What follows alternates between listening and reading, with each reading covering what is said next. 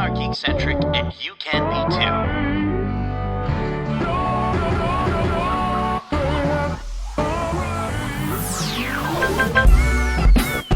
Love ya.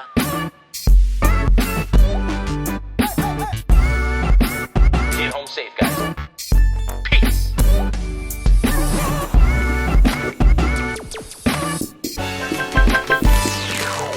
Welcome to the Geekcentric podcast, and welcome to our special Behind the Geeks episode for Renegade Nell. My name is Nate, and if you're joining us for the first time, well, we are Geekcentric, a podcast focusing on the world of movies, TV shows, video games, and all things Geekcentric. And I recently had a couple of wonderful conversations with some of the cast from one of the latest series to debut on Disney+, Renegade Nell. Special thanks, as always, to our friends at Disney Studios Canada for giving us the opportunity to chat with the cast and discuss this wonderful new show. And if you haven't seen the trailer for Renegade Nell, I would implore you to check it out. This show is a ton of fun. It's about Nell Jackson, who is a quick-witted and courageous young woman who finds herself framed for murder and unexpectedly becomes the most notorious outlaw in 18th century England. And then, when a magical spirit called Billy Blind appears, Nellie realizes her destiny is bigger than she ever imagined. It's got action, it's got drama, it's got, it's sisterhood, it's got magic, there's a fairy, and there's an excellent score. The music is so good and the locations are gorgeous in the show. I kind of would put it almost in the realm of Little Women meets Pirates of the Caribbean vibes. I mean, it's not a pirate show, it's about a highwaywoman, but you get what I'm kind of going for here.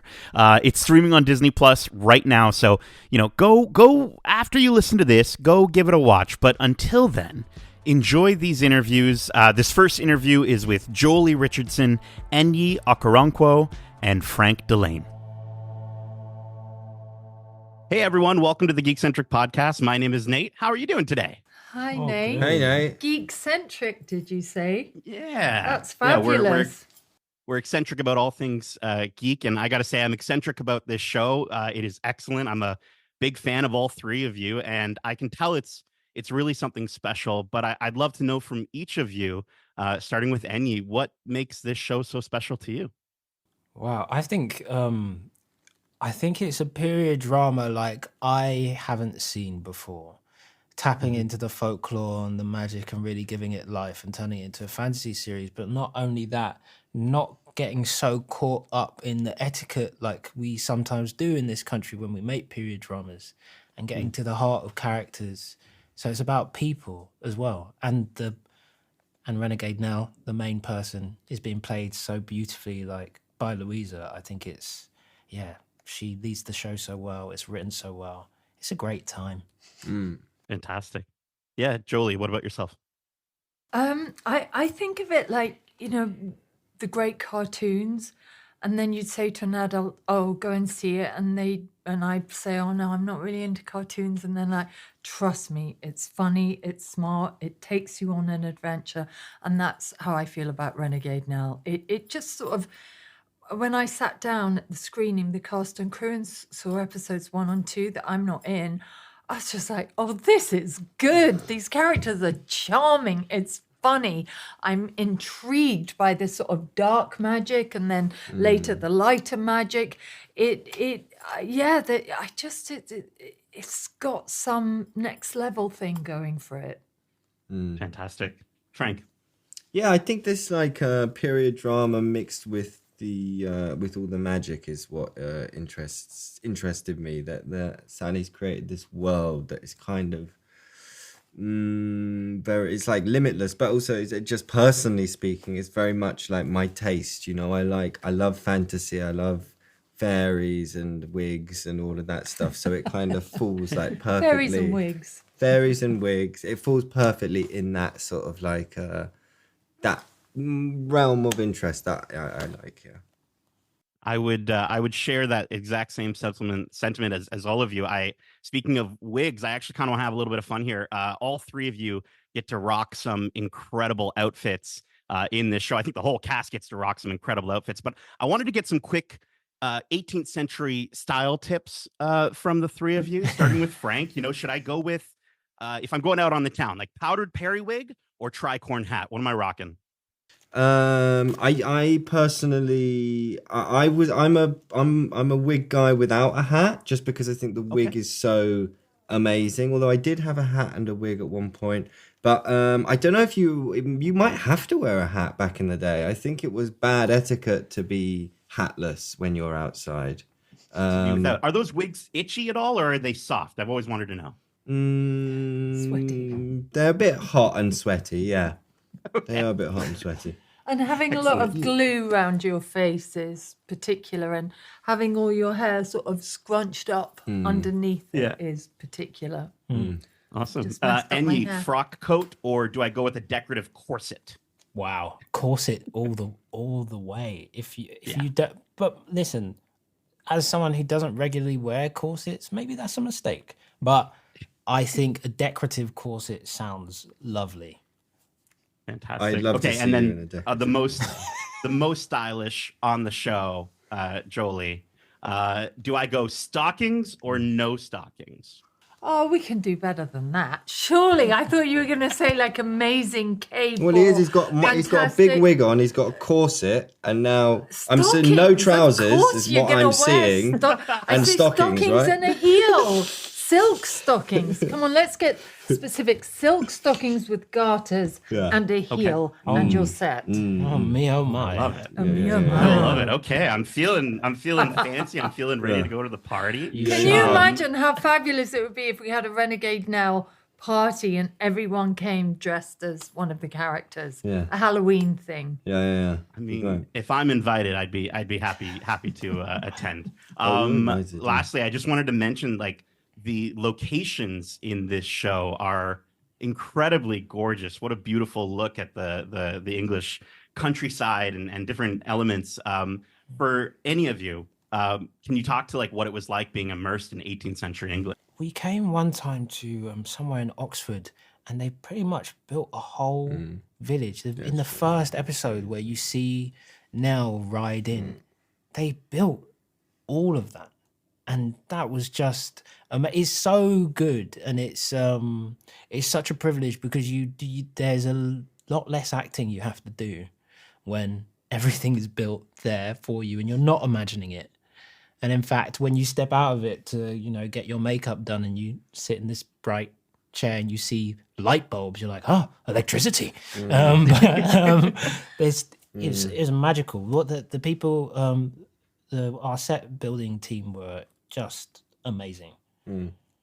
Fantastic. Well, all three of you, thank you so much for helping me with my 18th century style. Again, all three of you are excellent. I can't wait for more people to watch this show. And lastly, Ényì, I love your poetry, man. I've been researching you, and Ode to a Bully is fantastic. I gotta say. Wow, thank you so much. That means a lot. Thank you. No worries. Awesome. Cheers, folks. And now enjoy our interview with Adrian Lester, Alice Kremelberg, and Jake Dunn. Welcome to the Geekcentric podcast. My name is Nate. How are you all doing today? Good. Really good. How are you? I get to talk to you, lovely folks. So I'm doing great. I'm a big fan of all three of you, and this entire show. Having watched all 8 episodes, I can really tell it's something special, and you're all fantastic in it. So thank you so much. Thank you for watching. Absolutely. I mean, it's got all the vibes in a show that I love. But I'd love to know from each of you, how would you describe your characters? And if you could sort of give me some insight into what it's like playing these deliciously evil characters in the world of Renegade Nell. And Adrian, I'd love to start with you. Firstly, thank you for deliciously evil. We like that. Going to keep that. Put it in the box. Yeah. The playing Poynton was a lot of fun. It's great to play a character that is bad because actually you have more to choose from. Your actions, you can choose from more things. You're not bounded by morals or caring about how anyone else feels. You will literally do anything you want to achieve your goals. And he was great fun to play. And that's really also what attracted me to the script. Awesome. Alice, how about yourself? Sophia's so fascinating to me, and I really fell in love with her journey. The writing is so fantastic. I love how kind of silent she is in the beginning. And I think she has a lot stewing. And she's ruminating. She's really smart and doesn't really get the chance to be fully in her power and her voice. And through the arc of the story, by trying to protect her family and learning about Nell and, you know, these magical elements, she's able to really kind of let loose a bit of this thing that's been inside her, I think, for a long time. So that was really exciting. And the obvious, like, it's so fun to be in a period show and work in London and you know, all of the really fun things as an actor you get to put on to enhance your character was such a treat. Yeah, when you said London just there, I heard a bit of the accent coming out. Yeah. A little bit. Yeah, I try to just keep it in so I don't She's lose one it. of us. She's one of us. We're losing her. She's coming to us. Yeah, no, we got it now. We got it. Yeah. Sorry. I did fall in love with London. I'll say that. Jake, how about yourself? Yeah, kind of all of it. I mean, deliciously evil is a great way to put it. I think if you lean into it, I think that's the way that Thomas should be approached as a character, is that he loves being the villain for at least a moment. And I think getting to play someone that I felt like I couldn't really pre-plan. He's a very impulsive person, and the choices have to be impulsive, and getting to it with these guys is an unbelievable experience. And getting to go toe-to-toe with Louisa Holland, who plays Nell, who's just one of the greatest actors, like, truly. And when you're on with her, you're on. And yeah, it's a crazy experience. Yeah. It's fantastic. Yeah, I mean, I think you folks mentioned some dark magic. Adrian, in the trailer, we see Poynton gets to practice a bit of necromancy in the show. If you had that ability, who would you bring back and puppeteer for a day? That's a great This is question. the most disturbing I question. love it. Come on, Adrian. What Yeah, a question. Who would I you bring back? back? Well, okay. So so if you bring them back, because they're going to look like the guy I brought back. So I'd kind of not want to bring anybody back. I'd maybe want to talk to people who've passed. Okay. Like, There you go. talk to some great leaders. But I want to bring them back because I just get this feeling they're going to look like Hearn. And they're going to need some Nivea and a little bit of time in a steam room. They're going to need some like physiotherapy, a little bit. I just like talk to people. I'd love to have a dinner where I could talk to various people, invite them all. Great leaders. Absolutely. Very civilized dark magic, that is. Yeah. Just your voice. Can I come in person? No. Just your voice. Just your voice. Yeah. You'd have to get an extra giant tub of Nivea for someone like Hearn. But Alice, this show and all its locations look gorgeous. Where did you shoot the show, and what was it like being immersed in 18th century England? Where were we? Oh yeah, we should actually probably. Where were we? We were like I was based Oxfordshire, out in Surrey, Ealing Studios. I was in Ealing, and then we kind of traveled around. Roamed Where around else? the countryside. Yeah, it was amazing. It was like Our 2 hours house was out. in Oxfordshire. Yes. Your house? Where was your house? Don't No remember. idea. Okay. Oh no. No idea. We went all over the place Yeah. to shoot it. Yeah. But the locations were amazing. Unbelievable. weren't they? These castles and the gardens and everything was just, you kind of were like, how insane it is to have lived here. Yeah, the odd such history. I think did you say that comment? We were shooting in buildings that were older than the western sort of side of America. Right. of its western history. We were in buildings that were older than that. Yes. And it's kind of like a Yeah. You don't want to touch anything. yeah. You're not allowed to touch anything. You're not allowed to touch anything. Yeah. And it probably makes your jobs much easier, I'm Yeah. sure, to get into your roles. Like we Absolutely. discussed, unlike yourselves, your characters are not the nicest of people. So indulging in a moment of kindness. And Jake, I mean, you already said some really nice stuff, but I'd love to know about your co-star sitting next to you. You're going to get a little uncomfortable here. Oh no. What's maybe the nicest thing you could say about them, or is there something you admired about them on set? So much. Where to begin? I think with Alice, the relationship on screen is so valuable, but relationship off screen, she really does feel like a big sister. That's very sweet. Which has been really lovely. And, it's hard when one of your castmates who plays your sister lives in New York. I know. I don't get to see her very often. But getting to work with Al, especially, we were thrown in quite at the deep end when we started shooting. Alice and I, especially with our kind of scenes, and I think we kind of held each other's hand through it, and I was very grateful for that. And then I've said this before, but I mean, the relationship of Thomas and Poynton is one of mentor, mentee, someone you look up to, and I mean, that is Adrian to me. I was at drama school watching his stuff. I was in school watching his stuff. I remember being at college watching Othello, and way before I ever thought I would get to be an actor and stuff. So I can't believe I get to do this with them. So I love them both very much. We love you. All the love. Now, okay, for my last question, it's kind of a silly sort of question, but all three of you get to rock some incredible outfits on this show. And I know we've just met, but I'd love to get some 18th century style tips from each of you, starting with Jake. Great. Should I go with the powdered periwig or a tricorn hat? Very good question. I think if you want to give unaccountable villainous toff, you go with the periwig.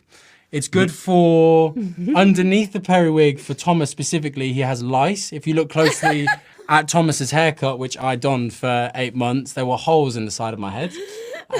So you keep the periwig on to not let anyone know about your hygiene. That's why I'd go with that. That's my tip to you. All right. Well, they're asking me to rap, so I was going to ask you if I should put a corset on, but I think that's a must. Definitely corsets.